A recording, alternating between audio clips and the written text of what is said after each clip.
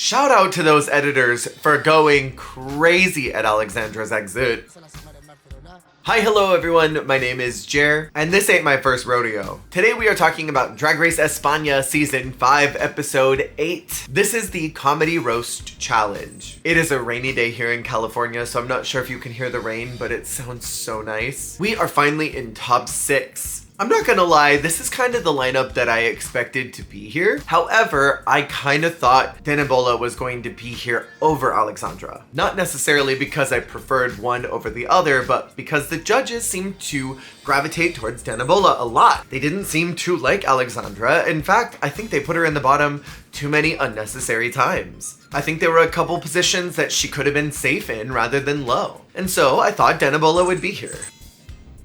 With that being said, I've really enjoyed Alexandra this whole season. I think she's been a fun vibe. I think she's been interesting in the confessionals. She's been bringing good TV. I love her almost delusional energy. There's a lot to love about Alexandra, despite some of the frustrations that she brings to her castmates. I fucked with the energy. Our mini challenge is one of those tea spill, Drag Race superlative, embarrass the queens by asking them questions, rating each other. I normally heavily dislike these challenges because they'll ask them, who farts a lot? Who stinks? And who do you think is greasy and ugly? Who do you want to fuck? And who do you think is going home next? And I feel like it's just humiliation ritual and designed to make them infight and also make one queen really insecure so that she lands in the bottom and then goes home. This time, however, I did not hate it. The questions were kind of silly. The who's annoying and who's delulu questions were kind of hateful, but I feel like they were framed in a funny way. Whose makeup should be seen from a mile away, which was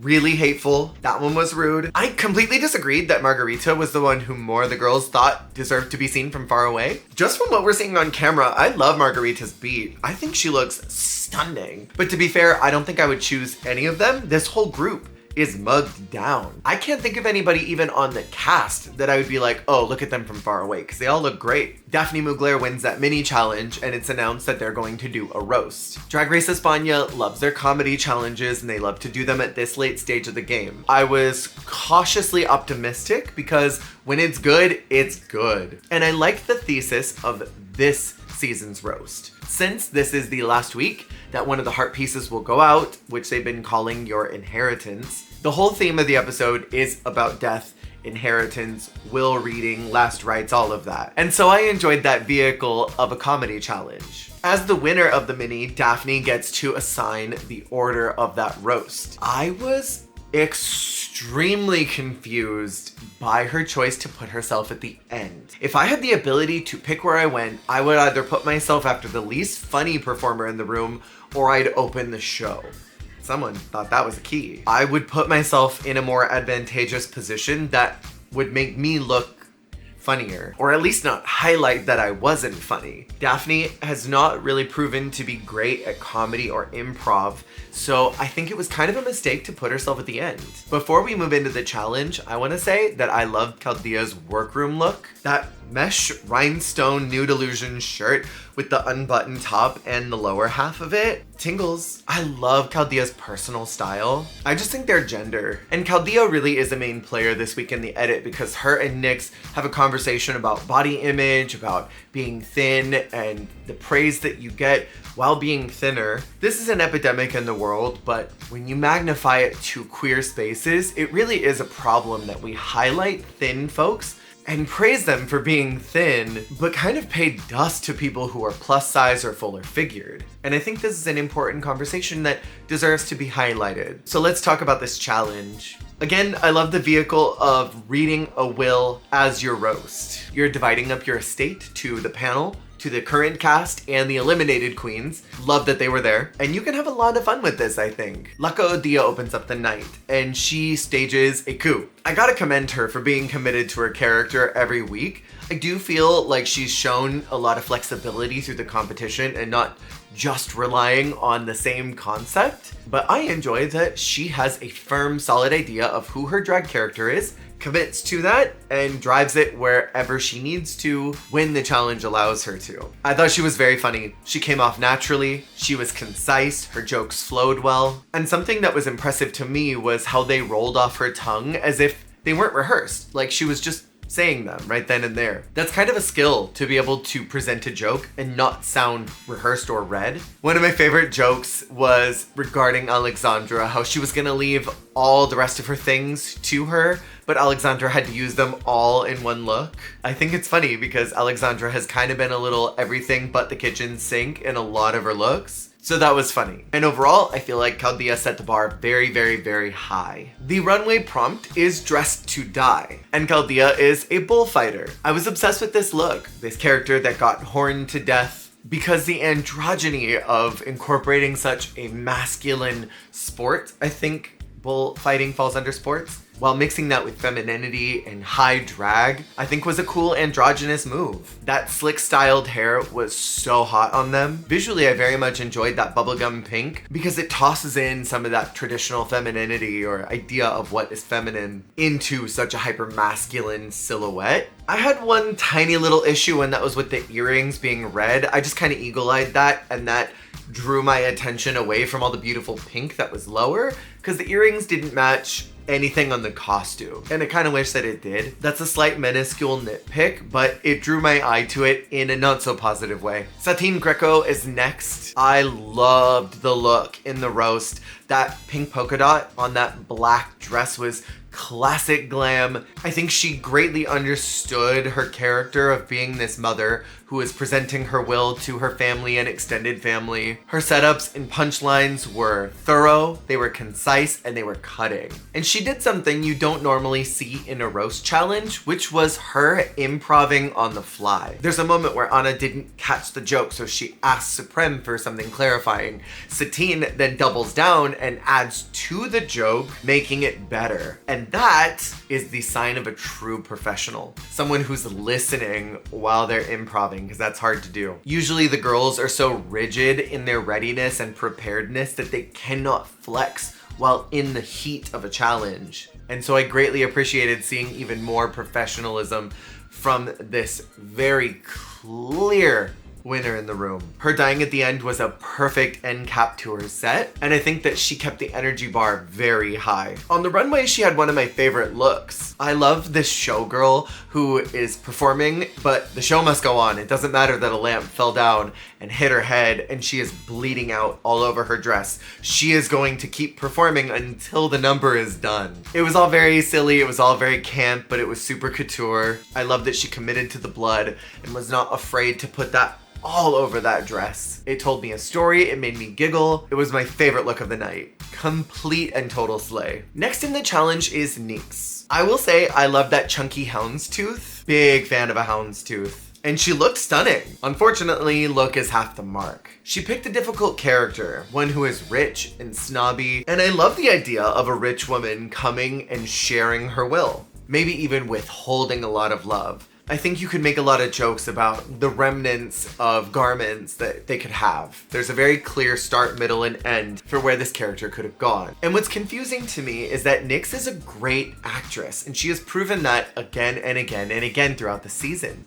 So it was tough for me to see her not be able to tap into who this lady was and not be able to embody her perfectly. This seemed like it was right in her wheelhouse. I think if you are not very good at comedy, choosing to go in an actress route is good because then you can lean in on a character. And I think Nyx was on the right path, but just strayed off of it right from the jump. That was weird to see. You could see her struggling to find her pacing and timing, and when it comes to roasting and comedy, you have to have a steady flow, one that goes up and down and brings this almost rhythm into the set. And she just rushed through everything. There were funny jokes to be had and there was potential in them. It was just sped through. On the runway, I enjoyed the camp of her look. She was impaled by a flower pot. Okay. I enjoyed the floral motif running through the garment as well as on the boots. I think the baby doll silhouette is something that maybe feels a little familiar to her. I would have loved to have seen something grander. I want to see Nyx stretch what she's capable of and show bigger concepts. And so if we ever get in España All-Stars 2, I hope that Nyx comes back and is able to bring out the big guns, so to speak. I will say the color yellow looks great on her skin, and I think she overall looked cute. Margarita Califata is next. I loved her setup endlessly. She took this vehicle of Will reading and drove it all the way to the bank, and she cashed out. She gathered together all of those eliminated girls with her jokes. Every one of them was a laugh. She paced herself immaculately. It was memorable, it was funny, there was not one moment of dead air, and she knocked this out again. And on the runway, she is referencing that Moschino look that we saw Nyx do a couple episodes ago. Her character was baking, and then the food exploded, and she died. She's dead. I loved her in that shade of lemon meringue. She looked tasty. The Bride of Frankenstein hair, I wasn't wild about, even if Anna loved it. I thought it was slightly off topic for the look, but I guess for like an exploded look, you kind of want it to come up like that, right? Like you want it to look like it blew up in your face. I personally would have loved that classic 60s sculpt hair, but like blown upwards almost. And then maybe had it be in a ginger. I don't know if it needed to be that color of a wig. That's just me. The shoe hanging off the side of the foot was an incredible detail. It was impressive. The garment was stoned, and I love when a garment is sparkly and stoned. And Margarita banged it out this week. I'm very glad she got another win because I am so team Margarita Califata. Alexandra is next in the challenge. She certainly was. She was really fast. I love what her jokes wanted to be, but I think she was a little too mean and she was a little too fast. She never got into a good rhythm for joke telling, and it was way too direct, which sucked. I wanted her to have her breakout moment and be able to rise above the critiques that she's been getting. I wanted her to zero in and focus, and that didn't happen in the challenge or on the runway, where she is portraying a showgirl and she is murdered by presumably an envious castmate who took their stiletto and drove it through her head like a spike. I loved the bloody shoe. That was camp. It was fun. I thought the feathers were beautiful. I love the body. She grew it herself. I liked the showgirl nature of this look, but this was early season. You bring this out episode 1 or 2 or 3, you do not bring this out at top 6. This is a look that stays in the vault if you have not gotten to use it by now, because it's just too simple. If she banged it out in the challenge, this would have kept her from winning because it was too low key. And sadly, because she didn't do great in the challenge, it drug her down even more. In another universe, Michelle would have asked her if she was running out of clothes. It's just my opinion. And last in the challenge is Daphne Mugler. I was a bit confused on the perspective. She's meant to be a woman coming from the future to rectify the will that she already wrote, but she didn't like it and wanted to fix it. What was the time machine that she used to get back here? Why is she coming back to this timeline? And why did she come from 2040 all the way back to 2025? Like, why wouldn't she just have redrafted her will then? Why did she write that will when she was in her 20s and then wanted to amend that in her 40s? It was all just like, huh? When she read her one Nyx joke and then looked at it and said, who wrote this? That was the route that she needed to take. I've decided to leave my tasteful evening gowns to someone who loves to be modest. Alexandra de Raval. Who wrote this? Something like that, I think, would have been a more interesting direction. Made funnier, obviously, but I thought that was the route to go. Because I think that could have been electric, but it just wasn't. And it was all a bit awkward to me. And then on the runway, she is a swan who's dying from pollution. At first I was like, okay, you already owned this, and so you wanted to wear it. But when that dark hanky came out of the mouth, the performance got darker and she smeared all of that black petroleum all over her body. I was plugged in. I was giving tiny fingers. I think it's an important story to tell, to talk about pollution and environmental harm that humans are doing. I thought it was well crafted and well presented. I enjoyed the way that she moved about the stage. It was very ballet with a political message. It was a strong look. It was maybe a little off topic for the death theme. It's talking about a different kind of death, where I would have loved a little more to see how she died or how she imagines her drag character dying. But I appreciate the messaging of talking about the world at large being slowly poisoned by human waste. So I'm half here for it and half I wish that it was more focused on her. And after critiques, Supreme asks the question. This is always the most uncomfortable part of the season because usually everyone dogpiles on someone they don't like. A lot of the queens said Alexandra, which I understand. She objectively has been doing the weakest according to the judge's track record. In my opinion, I don't think she's the weakest in the room, but from a Drag Race perspective, yes, she is performing the weakest. I think that Daphne has struggled in more challenges than Alexandra did. And Daphne said in Untucked in her confessional that if she got the heart piece, she had half a mind to just save Nyx so that she could send home Alexandra. They had a little tension because Alexandra said her name, but then walks back on that and says, you know, I love you and I respect you. And Daphne feels like if you love and respect me, you wouldn't have said my name. But they all have to say someone. Sometimes you have to be a little strategic about that. That rubbed Daphne wrong, and so she wanted to get Alexandra out of there. Margarita is then called as the winner, which I think was completely 100% deserved. I'm obsessed with Margarita Califata. I think she could have won one or two other challenges up until this point, but very glad that she got another win under her belt. And we find out that Ferran left their heart piece with Satine. Last week I predicted this would happen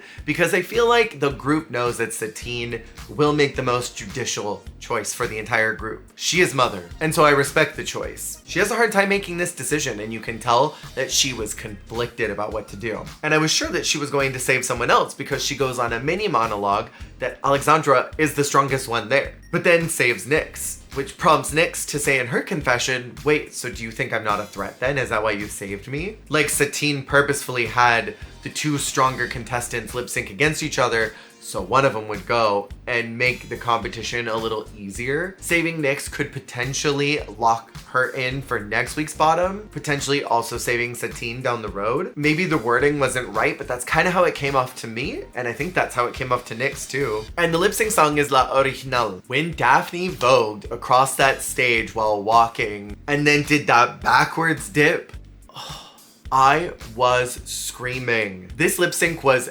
electrifying. Alexandra slowed it down and tried to command her side of the stage, but I fear got eaten up by Daphne. I made a video on TikTok that I also posted here, and a lot of the comments were saying that people thought Daphne did too much. I completely disagree. This song was big, it was bombastic, it was fast. It requires you to do a lot, because if you just stand there, that's boring. This song required excitement, and Daphne delivered that. I have said a couple times so far this competition that I thought Daphne should have been bottom 3. And there's a phenomenon that happens on Drag Race where they will use one particular player in the game as the lip sync assassin. The one who they determine is not doing good in challenges, but they know will do well on the lip sync. So they'll put them in the bottom and use them to snipe someone out. And sometimes I feel like they could have chosen other folks to be the lip sync assassin. I had no idea that Daphne could lip sync like this. We had that original performance in week 1 to that toxic ballet, and I thought that was really fun, and I enjoyed it, but I kind of forgot over time. She is a good performer. I would have loved to have seen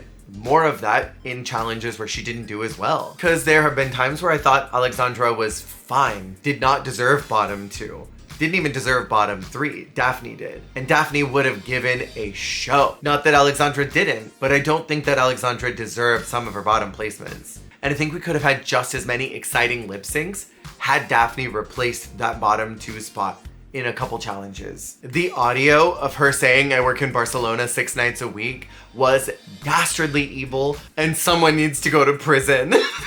That was so shady, but I kind of lived. Next week is the semifinals and it is the makeover challenge. There are no more heart pieces to give out, it is just the panel. Which makes sense because they're going to want to ensure that the right top 4 goes into that last episode. They don't want to leave anything up to chance that someone that they don't want at the end doesn't end up there by favoritism from friends. But also the makeover challenge is like the most inconsistently judged challenge of all time across all franchises in every season. So I'm not totally looking forward to it, but I'm gonna cross my fingers that because it's España, that it will be a little more judicial. Also, Canada's Drag Race is coming up in just a few days from when I recorded this. Because my weekend schedule is typically impacted by Dragula, I don't know what day I'm going to be posting Canada reviews, maybe Monday. So keep your eyes out for that. And as always, if you have the means, feel free to check out the Extravaganza Extra membership, where you can watch some of my posted content a few days earlier. Let me know too in the comments below if you would prefer something like a Patreon to YouTube's membership program, because I'm flexible on this. I've had some people tell me that they would prefer a Patreon, but I kind of want to get a better idea, and maybe I'll ask over the next couple months and see how y'all feel. Let me know in the comments below. Let me know what your thoughts were on the episode below. I will see y'all next week. See y'all on the flip.